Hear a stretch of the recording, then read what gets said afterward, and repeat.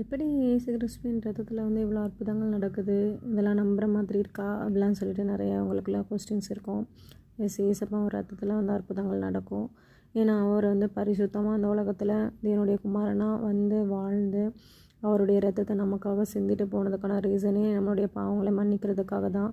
பிசாசு நம்மளுடைய பாவங்களை வந்து விட்டு விலகாதபடிக்கு நம்மளை வந்து அதிலே தக்க வைக்கிறதுக்கு தான் பார்ப்பான். ஸோ அந்த பாவத்தை வந்து போக்கணும் அப்படிங்கும்போது அந்த பாவங்களை நிவர்த்தி செய்கிறதுக்காக அவர் வந்து தன்னைத்தானே ஒப்பு கொடுத்து அவர் வந்து அவருடைய ரத்தத்தை இந்த பூமியில் வந்து சிந்திருக்கிறாரு. இந்த 2025லேயும் அந்த ரத்தம் இன்னும் உயிரோடு இருக்குது. உயிரோடு இருக்கிறதுக்கான ப்ரூஃப் வந்து நிறைய பேர் வந்து உலக பிரகாரமாக நம்ப மாட்டாங்க. ஸோ அதனால் நான் இயேசுவை பற்றி தெரியாதவங்களுக்காக அந்த வீடியோ நான் போட்டிருக்கேன்.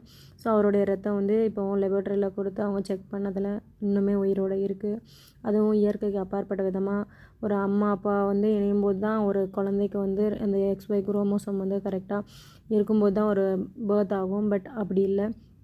ஸோ இது வந்து அப்படியே இயற்கைக்கு அப்பாற்பட்ட காரியமாக இருக்குதுன்னு சொல்லிட்டு அவங்களே வந்து அதை வந்து ப்ரூஃப் பண்ணியிருக்காங்க. ஸோ உங்களுடைய சிறையிருப்பின் மாற்றுறதுக்கு கண்டிப்பாக இயேசுவின் ரத்தத்தால் முடியும். நீங்கள் ஏசப்பாவின் ரத்தத்தை சொல்லி நீங்கள் ஜெபிக்கும்போது, இயேசு கிறிஸ்துவின் நாமத்தை சொல்லி நீங்கள் ஜெபிக்கும்போது இவத்தை உண்மையாக நீங்கள் கேட்கணும். உண்மையாக நீங்கள் கேட்க வந்து கண்டிப்பாக உங்களுடைய பிரச்சனைகள் எல்லாமே மாற்றப்படும். அது உறுதி. அது எத்தனையோ நிறைய சாட்சிகள் இருக்குது. நீங்கள் நிறைய இடங்களில் வந்து எத்தனையோ கேன்சர் வியாதிகள்லாம் குணமாகறதெல்லாம் அவங்க வந்து இதுவாக கிறிஸ்டினாகவே இருக்க மாட்டாங்க, பட் ஹிந்துவில் இருப்பாங்க. அந்த இதை வந்து நீங்கள் கொஞ்சம் மாற்றிக்கோங்க. உங்களுக்கு ஏசப்பா வந்து கிறிஸ்டினுக்கு மட்டும்தான் கடவுள் அப்படிங்கிறதுலாம் கிடையவே கிடையாது. யார் கூப்பிட்டாலுமே அவர் வந்து ஆன்சர் பண்ணுவார். இந்த உலகத்தில் வந்ததுக்கான ரீசன் வந்து கிறிஸ்தவர்களுக்கு மாத்திரமல்ல, எல்லாருக்காகவும் தான் அவர் உலகத்துக்காக வந்தார்.